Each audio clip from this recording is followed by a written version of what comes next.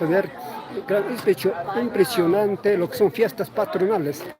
Donde viven amigos, ahí está toda la gente está acá en casa de la mayordomía. Amigos, soy de Cultura Viva Perú, siempre defendiendo nuestras costumbres y tradiciones. Vamos a presenciar, volteamos la cámara. Ahí está la gente. Acá están amigos, miren. Mira la gente. La banda, ahí están los quillis.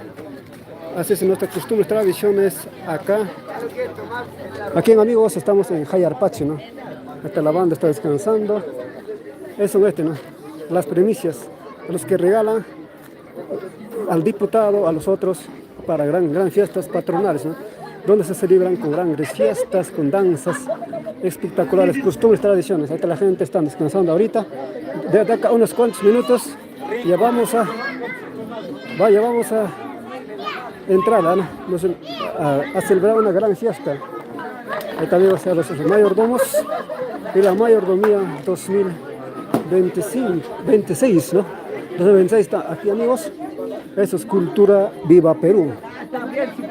Bueno amigos, yo soy representante de Cultura Viva Perú, siempre defendiendo nuestras costumbres y tradiciones, también las fiestas y los carnavales. Bueno amigos, les comparto todo. Ahí está la banda. Aquí estoy yo, por supuesto que sí, ¿no? Miren, aquí estoy yo. Salud gente, suscríbete a nuestro canal de YouTube. Gracias amigos.